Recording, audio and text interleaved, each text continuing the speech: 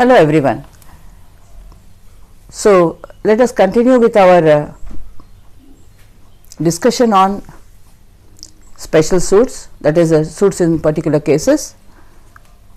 We are today discussing about suits by or against partnership firms.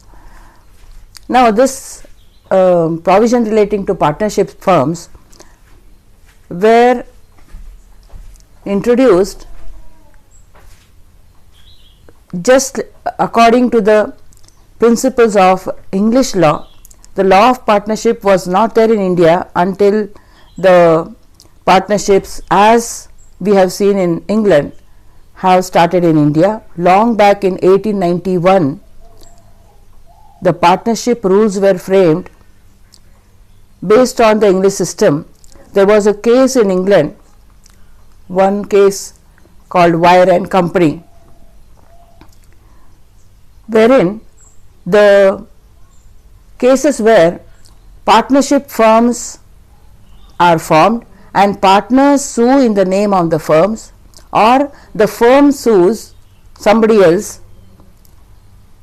though the partners are having individual rights, the suit is filed in the name of the partners or a partnership firm, and whatever liability is decided is according to those rules. Those were the rules of the Court of England, which were framed to give effect to these provisions. We have taken as it is those rules in Order 30 of the Civil Procedure Code. That is the background of these provisions. So it is exactly in toto taken from the English law. English ಕಾನೂನಲ್ಲಿ partnership ಫರ್ಮ್ಸ್ಗೆ ಸಂಬಂಧಪಟ್ಟಿರುವಂಥ ಈ rules ಏನಿದೆ, ಇದು ಒಂದು ಪಾಲುಗಾರಿಕೆ ಅಂತ ಹೇಳ್ತೀವಲ್ಲ, ನಾವು ಒಂದು firm ಅಲ್ಲಿ ಈಕ್ವಲ್ ರೈಟ್ಸ್ ಇರಬಹುದು ಅಥವಾ ಈಕ್ವಲ್ ಅಥವಾ ಪ್ರಪೋರ್ಷನೇಟ್ ರೈಟ್ಸ್ ಇರಬಹುದು. ಆ ರೀತಿ ನಾವು ಒಂದು ಫರ್ಮ್ ಎಸ್ಟಾಬ್ಲಿಷ್ ಮಾಡುವಾಗ ಪ್ರತ್ಯೇಕ ಪಾರ್ಟ್ನರ್ದ ರೈಟ್ಸ್ ಇರುತ್ತೆ. ಅದು ಆದರೆ ಏನಾದರೂ ಸೂಟ್ ಫೈಲ್ ಮಾಡಿದರೆ ಇಂಡಿವಿಜುವಲಿ ಫೈಲ್ ಮಾಡದೆ ಫರ್ಮ್ ಹೆಸರಲ್ಲಿ ಫೈಲ್ ಮಾಡ್ತಾರೆ. ಸೊ ಈ ಪಾರ್ಟ್ನರ್ಶಿಪ್ ಫರ್ಮ್ ಮಾಡಿರುವಂಥ ಯಾವುದೇ ಒಂದು ಕಾರ್ಯ ಇದ್ದರೆ ಅದರಲ್ಲಿ ಏನಾದರೂ ಅವರ ಬಿಸ್ನೆಸ್ಗೆ ಸಂಬಂಧಪಟ್ಟಿರೋದು ಏನಾದರೂ ಒಂದು ಲಯಬಿಲಿಟಿ, ಒಂದು ಹೊಣೆಗಾರಿಕೆ ಇದ್ದರೆ ಅದು ಯಾವ ರೀತಿ ಅದನ್ನು ಚಲಾಯಿಸಬೇಕು, ಅದಕ್ಕೆ ಇಂಗ್ಲಿಷ್ ಲಾ ಪ್ರಕಾರ ನಾವು CPCನಲ್ಲಿ ಈ ಪ್ರಾವಿಷನ್ಸನ್ನು ತಗೊಂಡಿದ್ದೀವಿ. So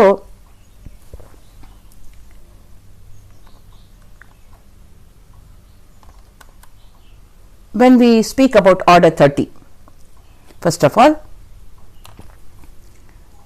Order 30 Rule 1 says that any two or more persons claiming to be liable as partners and carrying on business in India, ಯಾವುದೇ ಇಬ್ಬರು ವ್ಯಕ್ತಿಗಳು ಪಾರ್ಟ್ನರ್ಶಿಪ್ ಅಲ್ಲಿ ನಾವು ಪಾರ್ಟ್ನರ್ಸ್ ಇದ್ದೀವಿ ಅಂತ ಕ್ಲೇಮ್ ಮಾಡ್ತಾ ಇರೋರು, ಭಾರತದಲ್ಲಿ ಬಿಸ್ನೆಸ್ ನಡೆಸ್ತಾ ಇರೋರು, ಅವರು ಏನಾದರೂ ಸೂಟ್ ಫೈಲ್ ಮಾಡಬೇಕಾದ್ರೆ ಅಥವಾ ಅವ್ರ ವಿರುದ್ಧ ಏನಾದರೂ ಸೂಟ್ ಫೈಲ್ ಮಾಡಬೇಕಾದ್ರೆ they may sue or they may be sued in the name of the firm of which such persons were partners at the time of the accruing of the cause of action. Cause of action ಯಾವಾಗ ಬಂತು, ಯಾವಾಗ ವ್ಯಾಜ್ಯದ ಕಾರಣ ಬಂತು, ಆ ಸಮಯದಲ್ಲಿ ಈ ವ್ಯಕ್ತಿಗಳು ಆ ಫರ್ಮಲ್ಲಿ ಪಾರ್ಟ್ನರ್ಸ್ ಇದ್ದರು. ಆ ಗ್ರೌಂಡಲ್ಲಿ ಅವ್ರಿಗೆ ಫರ್ಮ್ ಹೆಸರಲ್ಲಿ ದಾವೆನ ಹೂಡಬಹುದು ಅಥವಾ ಅವರು ಫರ್ಮ್ ಹೆಸರಲ್ಲಿ ಯಾರ ವಿರುದ್ಧ ದಾವೆ ಹೂಡಬಹುದು. And in that suit the party, whoever party is suing, can apply to the court for a statement of the names and addresses of the persons who were at that time partners of the firm. ಈಗ ಯಾರೋ partner ಒಬ್ಬರನ್ನ ಸೂ ಮಾಡಿದರೆ, ಒಬ್ಬರನ್ನ ದಾವೆ ಹೂಡಿದರೆ, ಅವರು ಆ partners ಫರ್ಮಲ್ಲಿ ಯಾರ್ಯಾರು ಆ ಸಮಯದಲ್ಲಿ ಪಾರ್ಟ್ನರ್ಸ್ ಇದ್ದರು, ಆ ಯಾರ್ಯಾರು ವ್ಯಕ್ತಿಗಳು ಅದರಲ್ಲಿ ಕಾಸ್ ಆಫ್ ಆ್ಯಕ್ಷನ್ ಬಂದಾಗ ಅವರು ಅದರಲ್ಲಿ ಆ ಫರ್ಮಲ್ಲಿ ಇದ್ದರು, ಅದಕ್ಕೋಸ್ಕರ ಒಂದು ಕೋರ್ಟ್ಗೆ ಒಂದು statement of names and addresses ಕೊಡಿ, ಅವರ ಹೆಸರುಗಳು ಮತ್ತು ಅವರ ಅಡ್ರೆಸಸ್ಗಳು ಕೊಡಿ ಅಂತ ಹೇಳಿ ಒಂದು ಅಪ್ಲಿಕೇಶನ್ನ ಸಲ್ಲಿಸ್ಬೋದು. See this is the purpose of this provision is that a person who is carrying on business in a partnership, they have a joint liability. ಹೌದಲ್ಲ, ಅದನ್ನು they have a joint liability, or they have a if that partner enters into that particular contract or in that particular transaction in his own name, then the liability is different. See, the Contract Act also applies, but here, notwithstanding anything in the Contract Act, we are only concerned with Order 30, which speaks about the filing of the suit in the name of the firm. Looking at the liability of the person or looking at whether he is liable or not, that is not the concern of these particular provisions. Here it says that as partners, if they are in the firm at the time of when the cause of action has accrued, then the person who sues or the person who is sued by the partners has a right to know who is the person, who are the partners at the time in the firm. That means to fix the liability. Okay. So, he can apply to the court saying that we want the name and addresses of the persons who are partners in such firm at the time of the accrual of cause of action. This is rule 1. Okay. So, they can sue in the name of the firm or they can be sued in the name of the firm, and if they are partners at that time when the cause of action has arisen, then the person who is sued or who sues to them or sues the firm can ask for the statement of the names and addresses. This is the gist of Rule 1, Order 30, Subclause 1, that is Sub Rule 1. Sub Rule 2 says that when the persons who are suing as partners or who are sued as partners in the name of the firm, then we know that when a pleading or document is signed, it is signed by the plaintiff or the defendant. Is it not? So, it is to be certified or verified by the plaintiff or the defendant under this Civil Procedure Code. We have studied the rules of pleadings. So, in the same way, that plaint or that written statement can be signed, verified or certified by any one of the partners. It is not necessary that all the partners sign, because it is in the name of the firm. So, that as a plaintiff, the firm is a plaintiff or the firm is a defendant, and therefore, the partners can sign, verify and certify the plaint or statement. You may ask a question that when we speak about a company is a legal person, right? But whereas the partnership is not a legal person as in law it is defined. But when the firm as a business, okay, it is an entity. Therefore, these provisions are there. That means, as a firm, the liability should be fixed. It cannot be fixed upon the individual partners. So, that is why any one person on behalf of that firm, they can sign and they can verify the plaint. Is it clear? Next, coming to Rule 2, Sub Rule 1. Now, when the suit has been instituted by the partners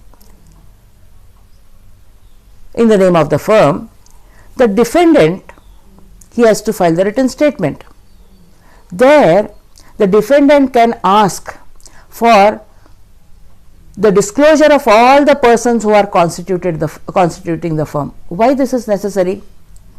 Because maybe those partners have resigned or retired, maybe those partners are dead, maybe one of the partners is not there, he has been removed from the partnership. So, for those details, whenever a suit is instituted by the partners in the name of their firm, the name of the firm will be there. We don't know what has happened to the partners since the firm has been established. So, the purpose of this rule is that to find out who are those persons who are constituting the firm. So, any person who is a defendant, they can ask for the disclosure of the names and places of residence, and those plaintiffs or their lawyer, pleader, shall immediately in writing, forthwith, shall declare it. Shall means it is mandatory. They have to declare the names, place of residence of all those persons on whose behalf the suit is instituted, so that it is clear to the defendant. Idu ಒಂದು partnership ಹೆಸರಲ್ಲಿ, partnership firm ಹೆಸರಲ್ಲಿ ಒಂದು suit file ಮಾಡಿದಾಗ partners ಯಾರಿದ್ದಾರೆ, ಅವರು ಬಿಟ್ಟು ಹೋಗಿದ್ದಾರಾ, ಅದರಲ್ಲಿ ಯಾರಾದರೂ ಇದ್ದಾರಾ ಇಲ್ಲೋ ಅಂತ ಗೊತ್ತಾಗೋದಕ್ಕೋಸ್ಕರ ಇದು ರೂಲ್ 2 ಸಬ್ ರೂಲ್ 1 ಏನು ಹೇಳುತ್ತಂದರೆ, ಯಾವುದೇ ಒಬ್ಬ ಪ್ರತಿವಾದಿ ಅವನ ಆ ಫರ್ಮಲ್ಲಿ ಇರೋವಂಥ ವ್ಯಕ್ತಿಗಳ ಹೆಸರುಗಳು ಮತ್ತು ಅವರ ವಾಸಸ್ಥಾನಗಳನ್ನು ಕೇಳಕ್ಕೆ ಒಂದು ಡಿಸ್ಕ್ಲೋಜರ್ ಮಾಡಿ ಅದನ್ನು ನಮಗೆ ಹೇಳಿ ಅಂತ ಹೇಳಿ ರೈಟಿಂಗಲ್ಲಿ ಅವನು ಅದನ್ನು ಕೇಳ್ತಾನೆ. ರೈಟಿಂಗಲ್ಲಿ ಕೇಳಿದಾಗ ಆ ಪ್ಲೇಂಟಿಫ್ಸು ವಾದಿಗಳು ಅಥವಾ ಅವರ ಪ್ಲೀಡರ್ ಅವ್ರದ್ದು ಒಂದು ಮ್ಯಾಂಡೇಟರಿ ಪ್ರಾವಿಷನ್ ಇದೆ. ಇದು ಅವರು ಇದನ್ನು ರೈಟಿಂಗಲ್ಲಿ ತಕ್ಷಣ ಡಿಕ್ಲರೇಷನ್ ಕೊಡಬೇಕು, ಅವರು ಘೋಷಣೆ ಮಾಡಬೇಕು, ಇಂಥ ಜನ ಪಾರ್ಟ್ನರ್ಸ್ ಇದ್ದಾರೆ, ಅವ್ರ ಹೆಸರಲ್ಲಿ ಅವ್ರ ಬಿಹಾಫಲ್ಲಿ ಅವ್ರ ಪರವಾಗಿ ಈ ದಾವೆನ ಹೂಡಿದ್ದೀವಿ ಅಂತ. ಇದರಲ್ಲಿ ಒಂದು ಕೇಸ್ ಇದೆ, Gambhir Mal versus JK jute mills company limited, All India Reporter 1963. Here what has happened is Gambhir Mal Pandya was a son of a erstwhile partner of the firm. ಒಬ್ಬ ಪಾರ್ಟ್ನರ್ ಇದ್ದ ಫರ್ಮಲ್ಲಿ, ಒಂದು ಫರ್ಮಲ್ಲಿ ಒಬ್ಬ ಪಾರ್ಟ್ನರ್ ಇದ್ದ. ಆ ಪಾರ್ಟ್ನರ್ ಸತ್ತ ಮೇಲೆ ಅವನ ಮಗ ಗಂಭೀರ್ ಮಲ್ ಇದ್ದಾನೆ. ಇವನು he is not a partner. And JK jute mills company was claiming some amount from this particular firm. This company was claiming amount from the firm of the partnership, that is for a partnership firm, and they filed a suit. Finally it went to arbitration, and arbitration alli according to the rules arbitration ಮಧ್ಯಸ್ಥಿಗೆ ಮಾಡಬೇಕು ಅಂತ ಇತ್ತು. ಅದನ್ನ suit file ಮಾಡಿದಾಗ ಆರ್ಬಿಟ್ರೇಷನ್ಗೆ ಹೋಯಿತು. ಆರ್ಬಿಟ್ರೇಷನಲ್ಲಿ ಒಂದು award ಆಯಿತು. So according to that award it was to be executed. Now while executing that award, they sent a summons to Gambhir Mal, who was the son of the erstwhile partner. Now Gambhir Mal comes before the court and says that I am not a partner. Naan adralli partner illa, so I cannot be liable for that. And secondly, when the thing was instituted, when the arbitration award was taken place, or it was made, at that time I was not called, I was not summoned in that particular case. So in that case what happens is, when he was not summoned, whether he is liable first of all. Secondly, when that person is not a partner, his father was a partner, whether he has a liability to for his attachment of his property in execution of that award of the firm. That was the question. Here the court says that in this case, when it was decided, the court says that first of all the trial court says that he is not liable because there is no summons given to him. Secondly, it says that as he is not liable, if his father was a partner, at that time when the arbitration took place, neither he or his partner were a party to the award, therefore there is no liability. See, here though it is a partnership firm, the company wants to sue the person because he is part of the partnership, but when he is not a partner, ನೋಡಿ ಅವ್ರ partner ಇಲ್ಲ ಅಂತ ಒಂದು ಗೃಹೀತ ಆದಾಗ ಅವ್ರಿಗೆ ಯಾವುದೋ liability ಬರೋದಿಲ್ಲ, ಅವರ ಪಾರ್ಟಿ ಅಟ್ಯಾಚ್ಮೆಂಟ್ ಮಾಡೋಕ್ಕಾಗಲ್ಲ, ಅವ್ರು ಯಾವುದೇ ರೀತಿಯಲ್ಲಿ ಅವನ ಈ ಇದಕ್ಕೆ ಲಯಬಲ್ ಮಾಡೋಕ್ಕಾಗಲ್ಲ, ಅದು ಒಂದಿದೆ. ಆದರೆ ಅವನು ಏನು ಹೇಳ್ತಾರಂದರೆ, ನಾನು ನನ್ನ ಲಯಬಿಲಿಟಿನ ಕೇಳೋಕ್ಕೆ ಅಥವಾ ನಮ್ಮ ತಂದೆ ಲಯಬಿಲಿಟಿನ ಕೇಳೋಕ್ಕೆ ಅದನ್ನು ನಾನು ಮುಂದೆ ಈ ಸೂಟನ್ನು ತಗೊಂಡು ಹೋಗ್ತೀನಿ, ನಾನು ಅದನ್ನು ಈ ಸೂಟ್ ಡಿಸೈಡ್ ಆಗಿದೆ ಅಂತ ನೀವು ಹೇಳ್ತಾ ಇದ್ದೀರಾ, ನಾನು ನನ್ನ ಲಯಬಿಲಿಟಿನ ಡಿಸೈಡ್ ಮಾಡಬೇಕು ಕೋರ್ಟ್ ಅಂತ ಹೇಳುತ್ತೆ. The court says that the High Court has dismissed the revision, the trial court has dismissed his petition. Here the court says that his appeal cannot be allowed because here only the question whether he was a partner or not can be decided. Under Order 30 Rule 2 or the further provisions also, when a partner's liability is to be decided, whether he was a partner at that time or not, only those things can be decided by the court. The court cannot go behind the decree. The court cannot go behind the decree and decide what was the liability of his father or of Gambhir Mal. So the court dismisses his appeal on that ground. Understand? Coming to the next provision. Here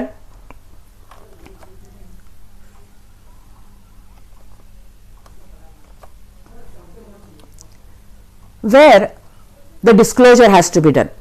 Now where the plaintiffs or pleader do not comply with that demand, suppose the plaintiff or disclosure ಕೇಳ್ತಾರೆ ಯಾರ್ಯಾರು partners ಇದ್ದಾರೆ ಅಂತ ಕೇಳಿದಾಗ, plaintiff or the defendant or or the pleader does not give the disclosure of the names. They do not disclose whoever the partners. In such cases, the suit will be stayed. All proceedings will be stayed if the defendant applies for that purpose on such terms as the court may direct. So, if the court says that, if the defendant says that unless the persons are disclosed, the suit should be stayed. In that ground, the proceedings can be stayed by the court until the names of the partners are disclosed. Now, the names of the partner are disclosed in the manner specified in the subrule 2, subrule 1, as we have said just now, and those names shall be entered in the decree. When the decree is passed in the suit, the names of all those persons who have been disclosed to be partners when the cause of action has arisen. ನೋಡಿ, ಇದು ಎಷ್ಟು clear ಆಗಿ ಹೇಳ್ತಾರೆ ಅಂದರೆ, ಯಾವಾಗ ಈ decree ಆಗುತ್ತೆ ಆವಾಗ ಯಾರ್ಯಾರು ವ್ಯಕ್ತಿಗಳು ಈ ಪಾರ್ಟ್ನರ್ಸಲ್ಲಿ ವ್ಯಾಜ್ಯದ ಕಾರಣ ಉಂಟಾದಾಗ ಪಾರ್ಟ್ನರ್ಸ್ ಇದ್ದರು ಆ ಫರ್ಮಲ್ಲಿ, ಅಂಥ ಜನಕ್ಕೆ ಮಾತ್ರ ಆ ಡಿಕ್ರಿನಲ್ಲಿ ಹಾಕ್ಬೋದು, ಅವ್ರ ಹೆಸರು ಹಾಕ್ಬೋದು. ಅದನ್ನು ಬಿಟ್ಟು ಬೇರೆ ಯಾರು ಮೊದಲು ಇದ್ದರು ಅಥವಾ ಯಾರು ಬಿಟ್ಟು ಹೋಗಿದ್ದಾರೆ ಅಥವಾ ಯಾರು ಇರಲಿಲ್ಲ ಈ ಸೂಟ್ ಫೈಲ್ ಮಾಡುವಾಗ ಅಥವಾ ಈ ವ್ಯಾಜ್ಯದ ಕಾರಣ ಬಂದಾಗ ಅಂಥ ವ್ಯಕ್ತಿಯವರಿಗೆ ಇನ್ಕ್ಲೂಡ್ ಮಾಡೋ ಹಾಗಿಲ್ಲ. Only the partners who are disclosed. Then where persons are sued as partners in the name of their firm. ಈಗ ಅವರ ಫರ್ಮ್ ಹೆಸರಲ್ಲಿ ಯಾರು ಪಾರ್ಟ್ನರ್ಸ್ ಅಂತ ಹೇಳಿ ಫರ್ಮ್ ಹೆಸರಲ್ಲಿ ಸೂಟ್ ಫೈಲ್ ಮಾಡಿದರೆ ಯಾರು ವ್ಯಕ್ತಿಗಳು, ಸಮ್ಮನ್ಸ್ ಯಾರಿಗೆ ಕೊಡಬೇಕು? ಎಲ್ಲರಿಗೂ ಕೊಡಬೇಕಾ ಅಥವಾ ಬರೀ ಆ ಪಾರ್ಟ್ನರ್ಸ್ ಇವಾಗ ಯಾರಿದ್ದಾರೆ ಅವ್ರಿಗೆ ಕೊಡಬೇಕಾ? ಯಾರೋ ಪಾರ್ಟ್ನರ್ ಅಲ್ಲಿ ಇಲ್ಲ, ಅವರು ಬೇರೆ ಸ್ಲೀಪಿಂಗ್ ಪಾರ್ಟ್ನರ್ ಇರ್ತಾರೆ, ಅವರು ಏನೋ ಬಿಸ್ನೆಸ್ ನೋಡ್ಕೊಳ್ಳಲ್ಲ, ಅವರು ಬರೀ ಅವರ ಹೆಸರಿಗೆ ಪಾರ್ಟ್ನರ್ಸ್ ಇರ್ತಾರೆ, ಅವ್ರು ಏನೋ ಮಾಡಲ್ಲ. See there are sometimes in partnership there are sleeping partners. They do not perform anything. They do not come for the active business purposes in that particular place of the business. They are somewhere outside India. So, to whom the summons should be served? That is stated by Rule 3. It may be served either on any one or any more of the partners. ಯಾರೋ ಒಬ್ಬ partner ಹೆಸರಲ್ಲಿ summons ಹೋಗ್ಬೋದು ಅಥವಾ ಯಾರೋ ಒಬ್ಬರಿಗಿಂತ ಹೆಚ್ಚಾಗಿ partners ಹೆಸರಲ್ಲಿ summons ಹೋಗ್ಬೋದು. ಎಲ್ಲಿ ಹೋಗಬೇಕು and in what place it should go? The summons should be served at that place, principal place where the business is carried on within India. ಭಾರತದಲ್ಲಿ ಯಾವ ಮುಖ್ಯ ಸ್ಥಾನದಲ್ಲಿ ಆ ಪಾರ್ಟ್ನರ್ಶಿಪ್ ಬಿಸ್ನೆಸ್ ನಡೆಸ್ತಾ ಇದ್ದಾರೋ ಅಂಥ ಸ್ಥಳದಲ್ಲಿ ಈ ಸಮ್ಮನ್ಸ್ ಹೋಗಬೇಕು. Upon any person having at the time of service the control or management of the partnership business there. ಯಾರ ಮೇಲೆ ಆಗಬೇಕಂದ್ರೆ ಪೂರ್ತಿ ಬಿಸ್ನೆಸ್ದು ಕಂಟ್ರೋಲ್ ಇರೋರು, ನಿಯಂತ್ರಣ ಆಗಿರೋರು, ಅದನ್ನು ಮ್ಯಾನೇಜ್ ಮಾಡ್ತಾ ಇರೋರು ಯಾರು ವ್ಯಕ್ತಿ ಇದ್ದಾರೆ, ಸರ್ವಿಸ್ ಮಾಡೋ ಸಮಯದಲ್ಲಿ ಸಮ್ಮನ್ಸ್ ಯಾವಾಗ ಸರ್ವ್ ಮಾಡ್ತಾ ಇದ್ದಾರೆ ಅಂಥ ಸಮಯದಲ್ಲಿ ಯಾರು control of management of business ಇರ್ತಾನೋ ಅವನ ಮೇಲೆ ಸರ್ವ್ ಆಗಬೇಕು. So at the time where the business is going on, the control or management of the business is in whose hands, to that person and at that place of business the summons will be served. And once it is served in this manner, such service will be deemed to be good service on the firm, whether all of partners are in India, whether they are within India or without India, they are outside India or inside India. ಕೆಲವು partners ಇಂಡಿಯಾನಲ್ಲಿ ಇರ್ತಾರೆ, ಕೆಲವು partners outside India ಇರ್ತಾರೆ. ಇದ್ರೂ ಕೂಡ main ಮೂಲ ಸ್ಥಾನದಲ್ಲಿ ಎಲ್ಲಿ business ನಡೀತಾ ಇದೆ ಅಲ್ಲಿ ಸಮ್ಮನ್ಸ್ ಸರ್ವ್ ಆಗಿದೆ. ಮತ್ತು ಯಾರು ಪೂರ್ತಿ ಆ ಪಾರ್ಟ್ನರ್ಶಿಪ್ ಬಿಸ್ನೆಸ್ನ ಕಂಟ್ರೋಲ್ ಮಾಡ್ತಾ ಇರ್ತಾರೆ, ಯಾರು ಮ್ಯಾನೇಜ್ಮೆಂಟ್ ಮಾಡ್ತಾ ಇರ್ತಾರೆ, ಆ ವ್ಯಕ್ತಿಗೆ ಸಮ್ಮನ್ಸ್ ಸರ್ವ್ ಮಾಡಿದರೆ ಇದು ಫರ್ಮ್ ಮೇಲೆ ಸಮ್ಮನ್ಸ್ ಸರ್ವ್ ಆಗಿದೆ ಅಂತ ಅರ್ಥ ಆಗುತ್ತೆ.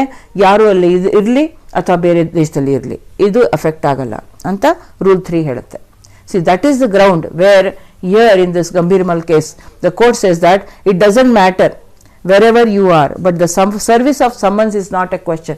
He questions the service of summons and then he says that just because I am not served the summons, I cannot be included as a party in the suit. That was dismissed. They say that once it is served on one of the partners, it is deemed to have been served on the firm. So it is not required that a summons should be served to everyone.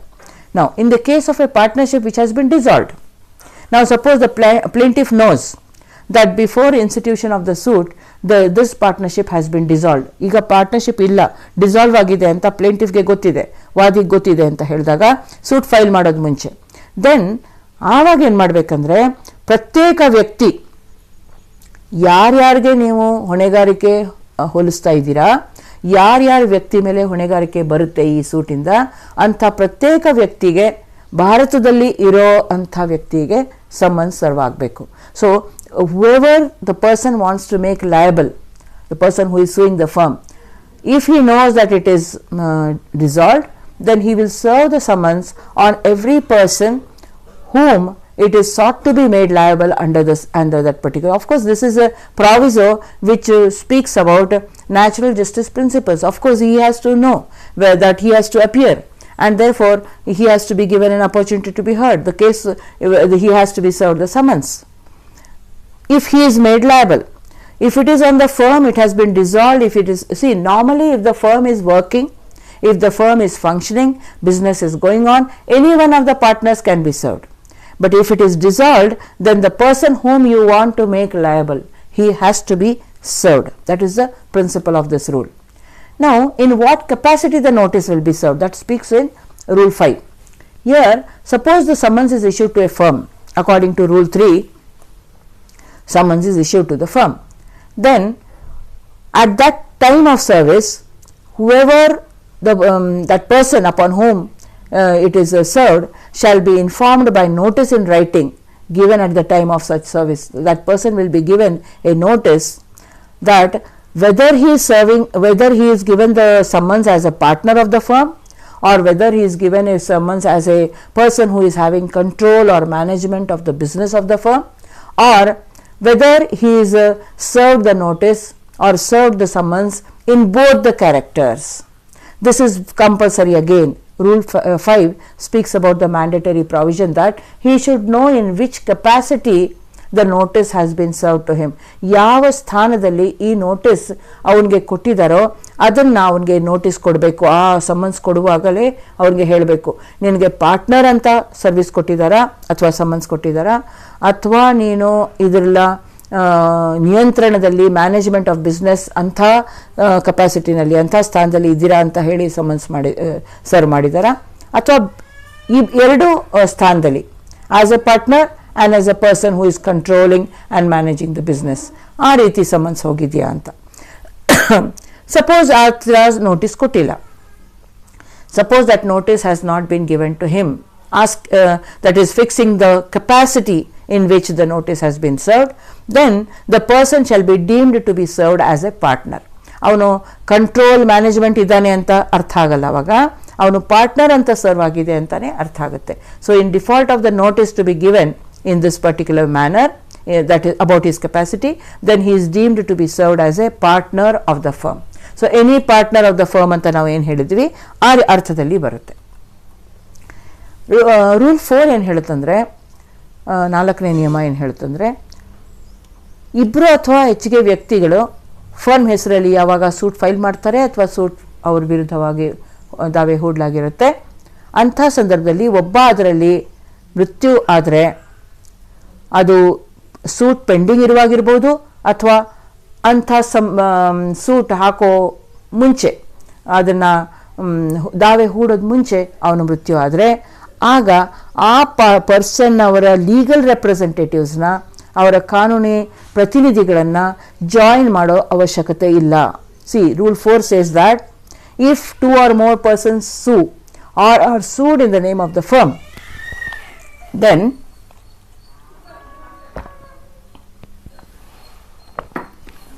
any of such person dies either before the institution or at the time when the suit is pending. If somebody dies out of these people, then you need not join the legal representative of that deceased person as a party to the suit, because he is sued on the basis of the liability of the firm. Okay, if he dies, it doesn't affect the liability of the firm and the other partners become liable. That is why his legal representatives are not necessary. Normally, in any case, if a person dies, we have studied that if a person dies, his legal representatives are brought on record if the right to sue survives, is it not? So here that question doesn't arise, because he is a partner and the liability is in the name of the firm. Therefore, his legal representatives are not necessary to be joined under Rule 4. Then, what is the right that person has? Suppose he is not joined, the legal representative is not joined, but he has something to speak before the court, then it shall not limit his right, or it shall not affect his right. He can apply to be made a party, and he can enforce any claim against the survivor or survivors of the survivor partners. ಆ legal representative ಕಾನೂನಿ ಪ್ರತಿನಿಧಿ ಅಕಸ್ಮಾತ್ ಅನಿಸಿದ್ರೆ ಅವನಿಗೆ ಅಲ್ಲಿ ಉಳಿದಿರೋಂಥ partners ಮೇಲೆ ಏನಾದರೂ claim ಇದ್ದರೆ ಅವನು ನನಗೆ ಒಂದು ಪಾರ್ಟಿ ಅಂತ ಜಾಯಿನ್ ಮಾಡಿ, just a moment,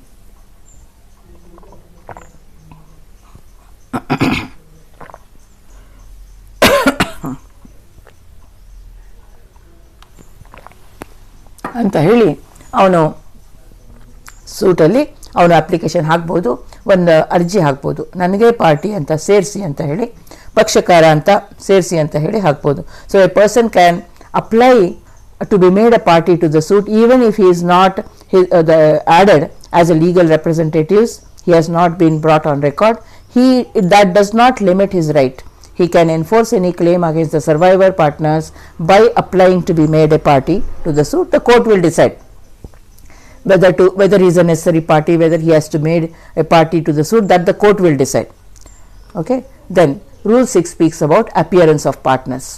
Now, who shall appear, how they shall appear. See what happens when the persons are sued as partners in the name of their firms, then when appearing, they will not appear in the name of the firm, they will appear individually in their own names.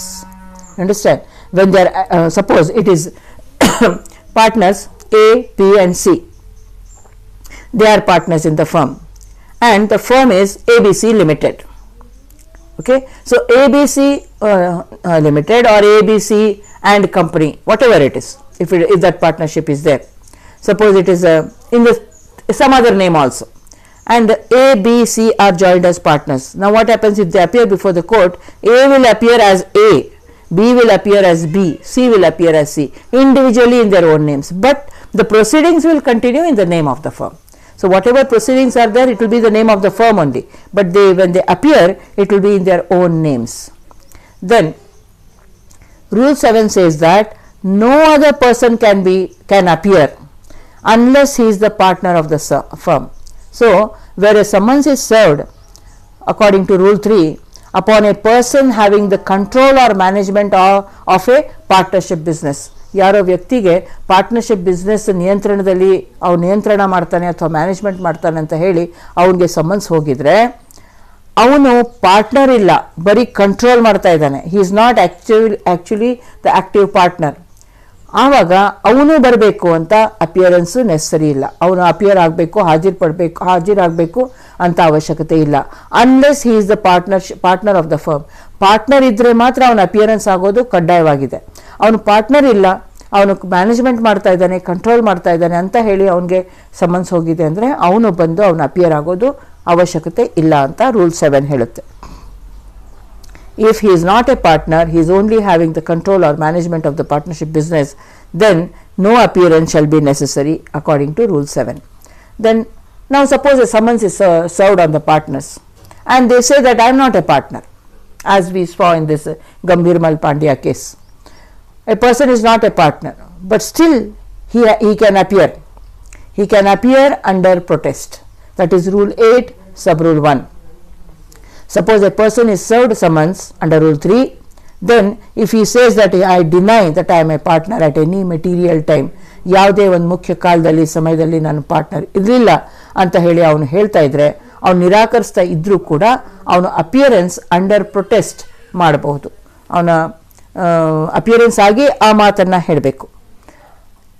When this appearance has been made, Sub-Rule 2 says that at any time before the date fixed for hearing and final disposal of the suit, that person, when he enters the appearance, he should apply to the court for determining whether that person was a partner of the firm and liable as such.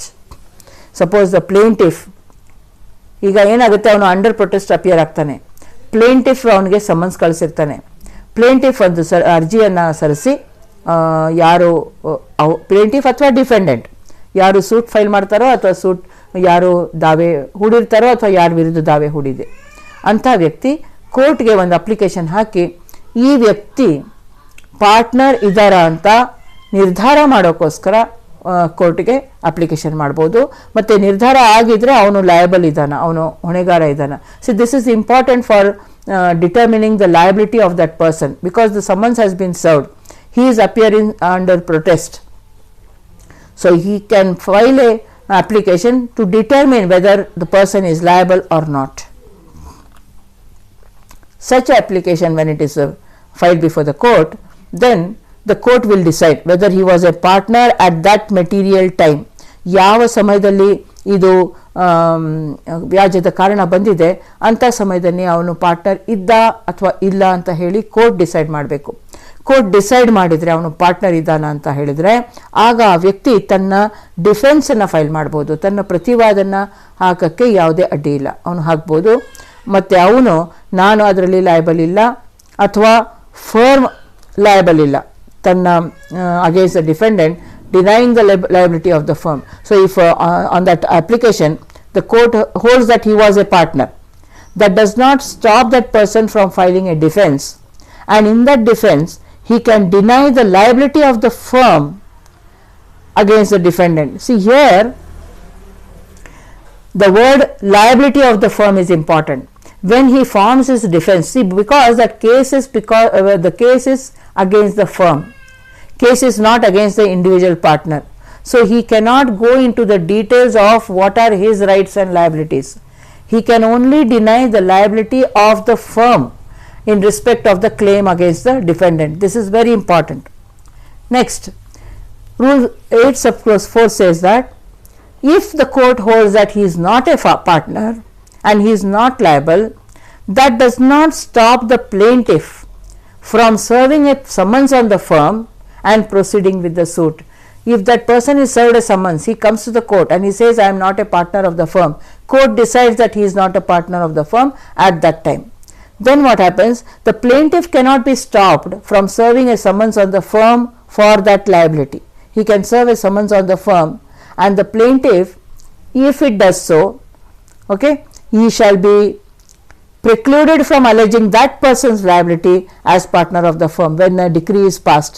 When in execution of any decree, that person cannot allege the liability of this person. Andre, just understand this. If a person comes before the court under protest and says that I am not a partner of the firm at that particular time, and the court holds that he is not a partner, then the plaintiff can further proceed with the suit on the firm. But then he cannot hold that person liable because that court has already held that he is not a partner of the firm. Court ಒಂದ್ಸತಿ ಅವನು partner ಇಲ್ಲ ಅಂತ decide ಆದಮೇಲೆ decree ಅವನ ವಿರುದ್ಧ pass ಆಗಿದೆ, decree ಅವನ ವಿರುದ್ಧ ಅಮಲ್ ಜಾರಿ ಮಾಡೋಕ್ಕಾಗಲ್ಲ.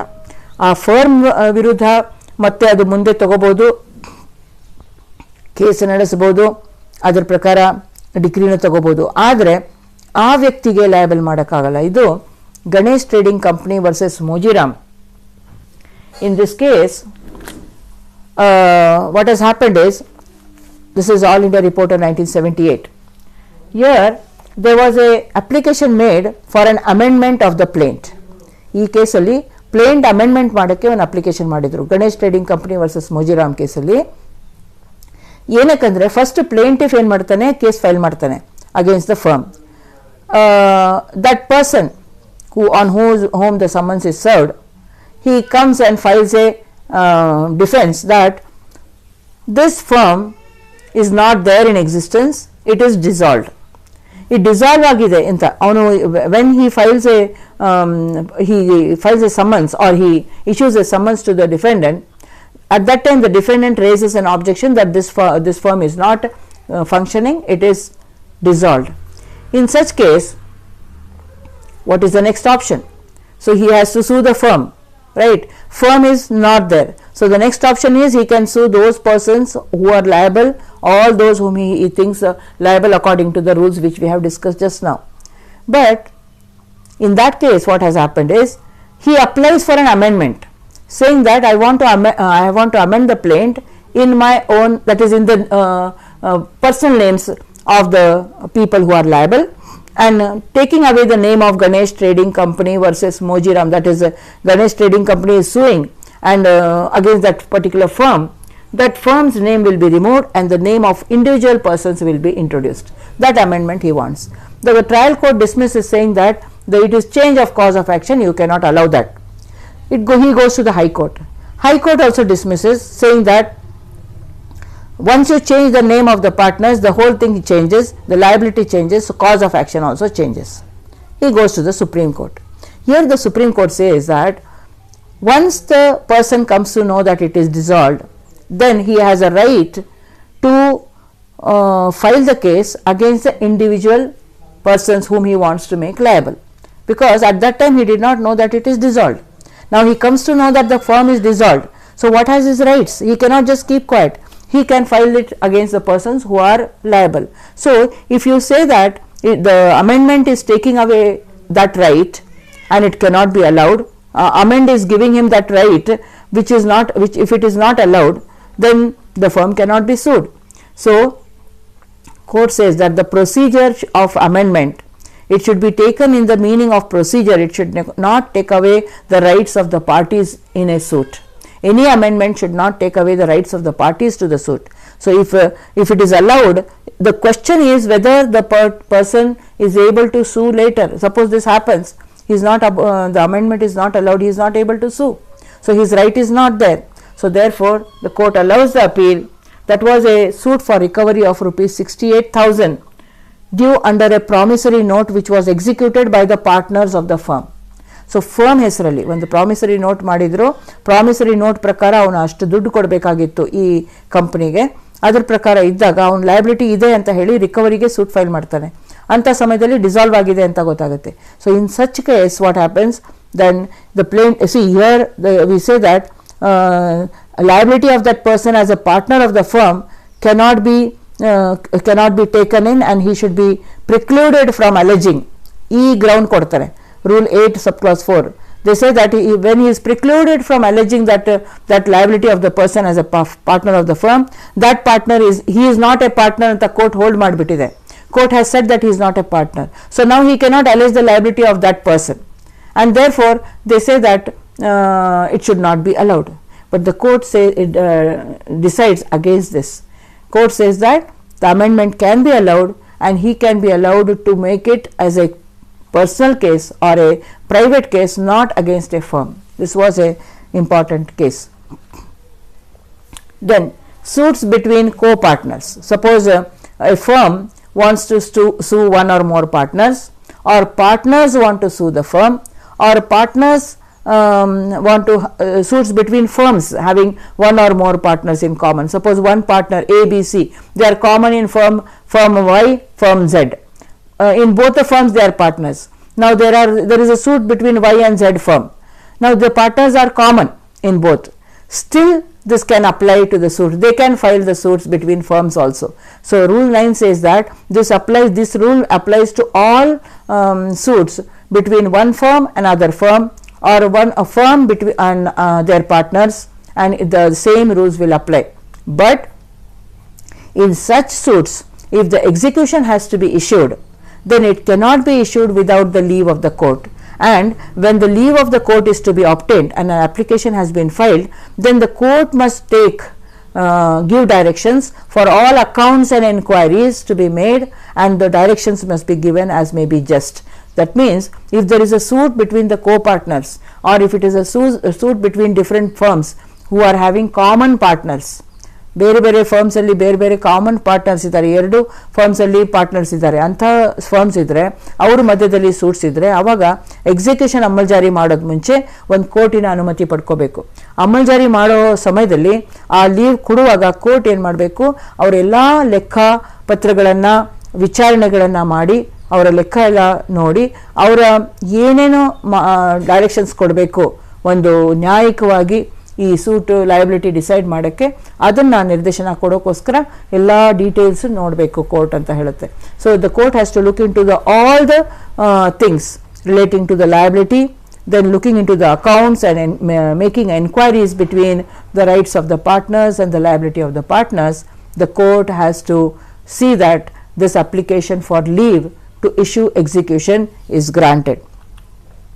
Suppose Rule 10 says that any person carrying on business in the name or style other than his own name, ತನ್ನ ಹೆಸರು ಬಿಟ್ಟು ಬೇರೆ ಹೆಸರಲ್ಲಿ ಬಿಸ್ನೆಸ್ ಕ್ಯಾರಿ ಮಾಡ್ತಾ ಇರುವಂಥ ಒಬ್ಬ ವ್ಯಕ್ತಿ, or a Hindu undivided family, HUF ಹೆಸರಲ್ಲಿ ನಡೀತಾ ಇರುತ್ತೆ, not in the name of the members of the family, carrying on business under any name, they may be sued in such name or style as if it were a firm name, and in so far as this case nature of the case permits, all the rules of this particular order 30 shall apply to such business.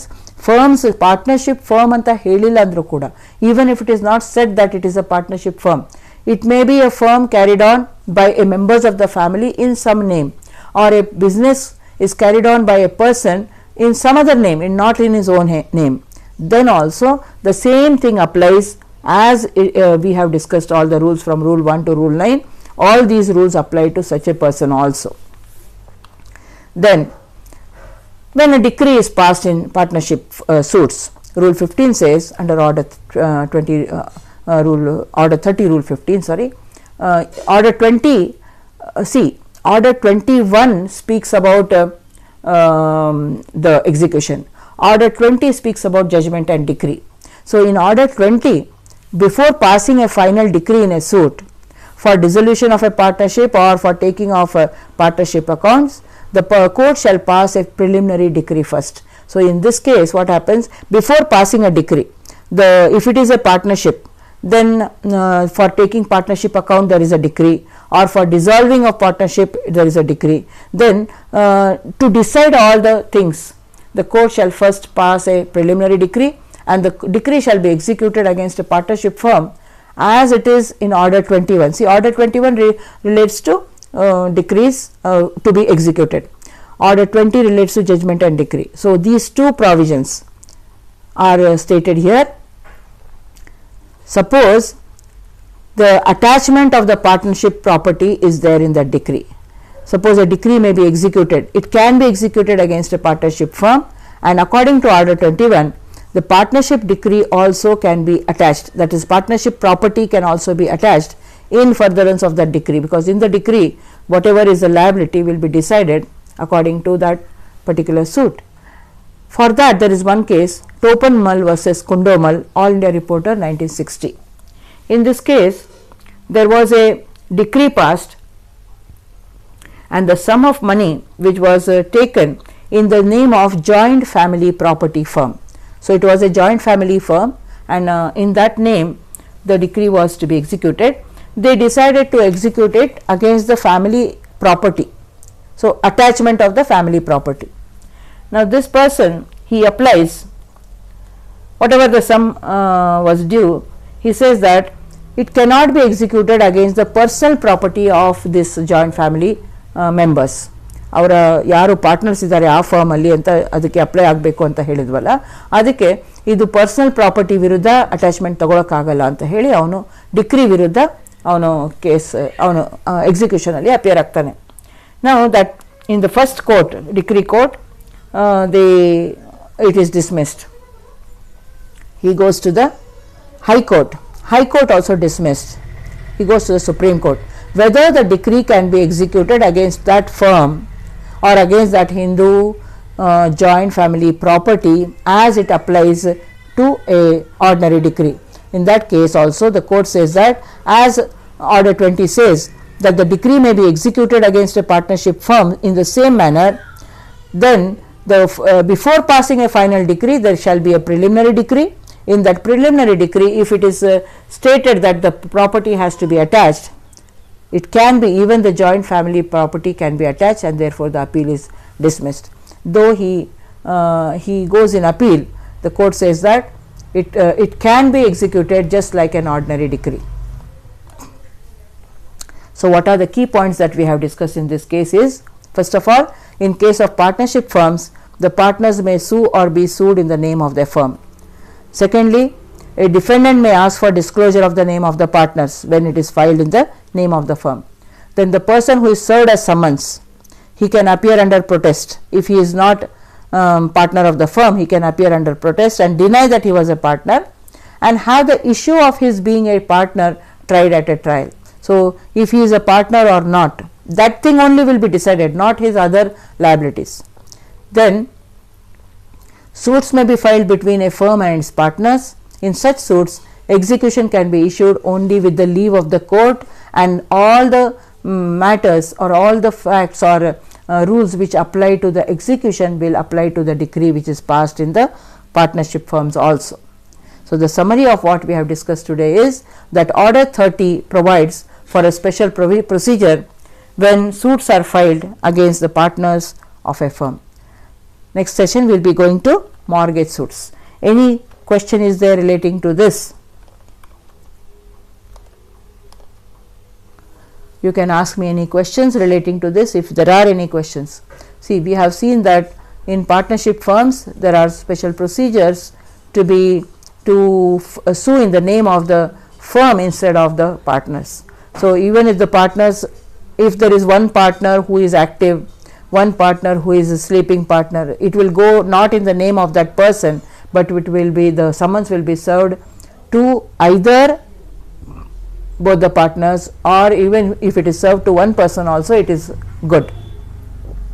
The person who appears, if he says that he can appear in protest if he says that he is not liable as a partner because I was not partner at that particular time. In such case, then whether he was partner or not will be decided by the court, and the liability will be fixed according to that. The suit will be for the liability of the partnership firm as a firm, not as individual partners. That is important in this. So, all these provisions see that a partner may be protected. He may be protected if he is not liable to those dues of the firms. Yes, any question is there? So, we will stop here and we will continue with the discussion on mortgage suits, which is another kind of suit where for mortgage purposes suits are filed, and what are the different procedures in those suits we will decide, and then we will go to the appeal provisions. Yes, thank you. Please see that you share this among your friends so that they will also get the benefit of this. Those who have not attended this session can also look into, if you share it, they may be getting the benefit of study of these provisions of partnership. Thank you.